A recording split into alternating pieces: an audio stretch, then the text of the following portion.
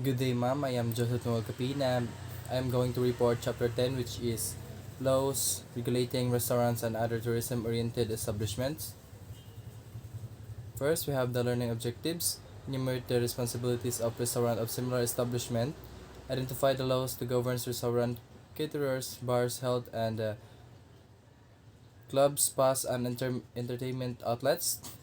Third, cite example of issues and problems that may arise in restaurant, bars, and other tourism-oriented establishments.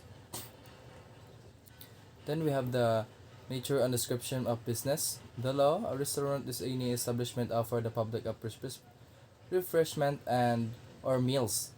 Bars and pubs may also be classified under with this generic category. A department store is store that sells or carries several lines of merchandise and that is organized into separate sections for the purpose of promotion, service, accounting, and control. Then we have the restaurant, the locality and environs, including approaches shall be with a proper ingress and egress. The facade and architectural features of building shall be approximately designed. There shall be an adequate securing parking space provided for free for to customers. Receptionist shall be able to usher guests. A wait lunch with a telephone shall also be provided. Then we have the shop department stores. The establishment should be fronting a major street or thoroughfare or is situated in a shopping center of mall.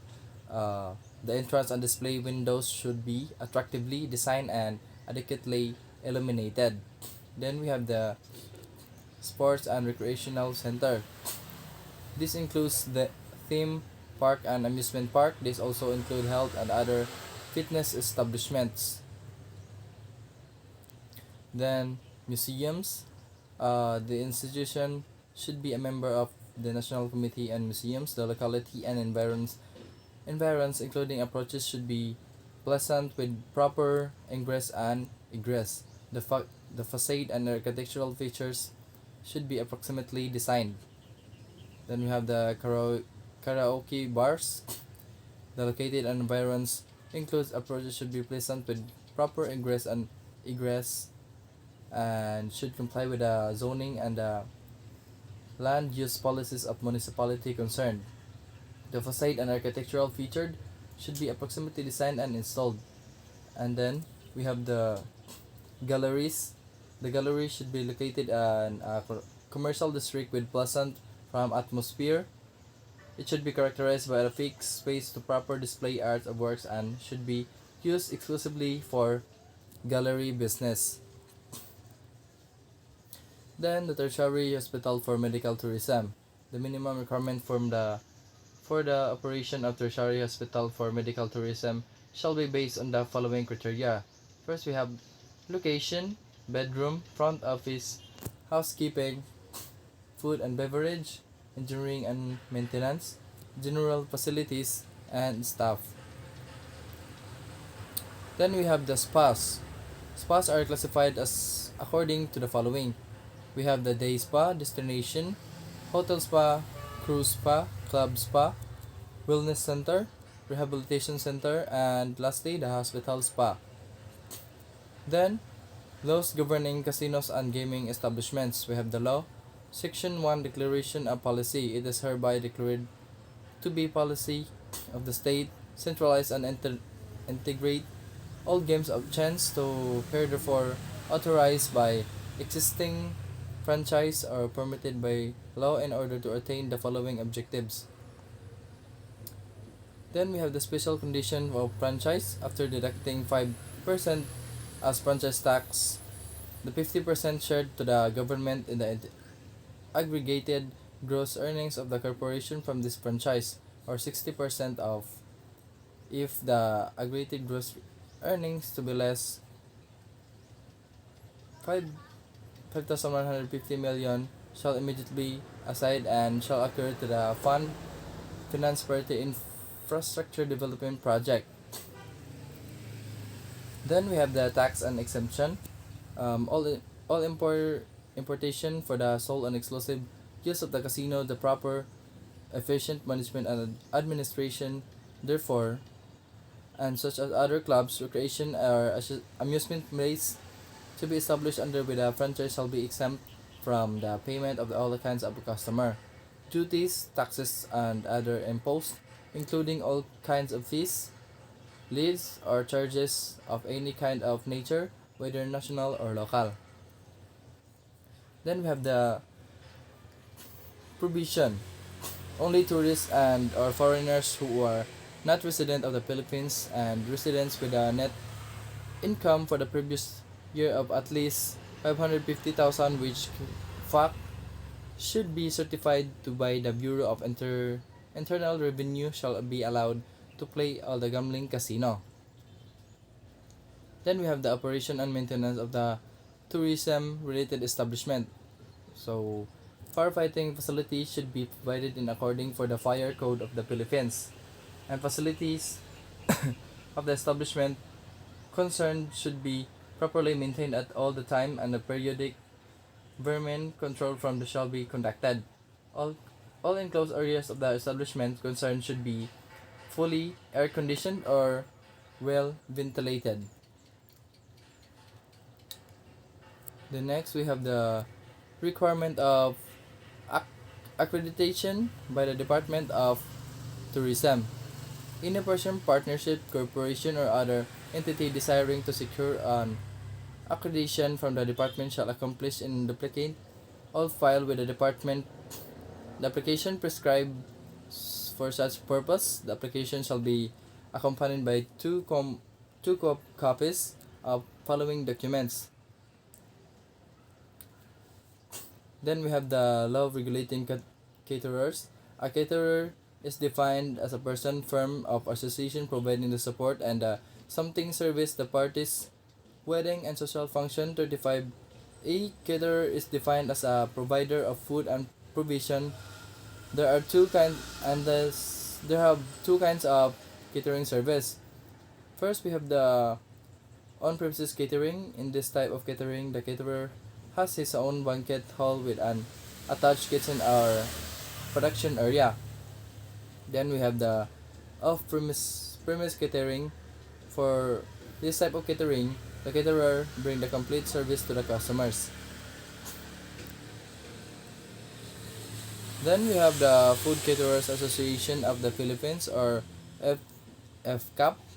The Food Caterer Association of the Philippines is a group of caterers companies with the needs of professionalized industry and serve the needs of the Philippine catering industry.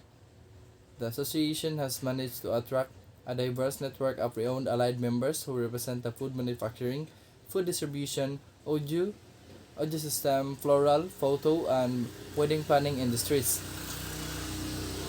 Then we have the membership in FCAP. The following benefits. First, we have the opportunity to network with the best minds in the catering industry. Second, we have the expansion of the catering business by showcasing itself to several prestigious events. Third, we have the to learn the true interchange of ideas and educational program. Fourth, to keep abreast of the latest trend in order to keep business operations and optimum speed. We have the last to uplift the start of the service and greater heights of growth with FCAP at it moves toward the dream of professionalizing the Philippines catering industry. Then we have the rule of the local government unit. Under the local government code, the responsibility of the provision of basic services and facilities have been devolved to the local government units. We have the rule of the Bureau of Drugs, Food and Drugs under Republic Act number 3720, known as the Food, Drug and Cosmetic Act. The law seeks to ensure the safety and good quality supply of food, drugs and cosmetics, and to regulate the production, sale and traffic of the same to protect the health of the public. Then we have the retail trade law. The Retail Trade Liberalization Act of 2000 was enacted on the March 7, 2000, which specifically repealed Republic Act 1180, otherwise known as the Retail Trade Nationalization Law. Then the laws of regulating sale alcohol, the law, the Internal Revenue Code, the National Internal Revenue Code of 1997, as amended by Republic Act number 9334, December 21, 2004, has imposed exercise taxes of the purchase of alcohol. The excise tax rate shall be based on the classification of alcohol contents as provided under the law. And then we have the local government code. Under said law, every local government unit shall exercise the power expressly granted, those necessarily implied therefrom, and as well as power necessary, approximately, or incidental. Then we have the vandalism or malicious mischief. The law, Article 3 to 7, who are liable of malicious mischief in a person of shall be deliberately cause the property of any damage shall be guilty of malicious mischief. And then we have the Article 3 to 8, especially case of malicious mischief in a person who shall cause damage the National Museum of National Library or any archive or registry shall be punished in the article. Then we have the poisoning. The law, Article 265, administering injurious substance of beverage, the penalties established by the next preceding article shall be able in the respective cases to any person who, without extent to kill, shall inflict upon other any serious physical injury by knowingly administering to him any injurious substance or beverage, or by taking advantage of his weakness of mind and credulity. Then lastly, we have the theft. The law, Article 308, who are liable of theft. Theft, theft is committed by any person who, with the intent of gain but without violence against or intimidate of person nor force upon things, shall be take personal property of other without the letter's consent. And then that's all. Thank you.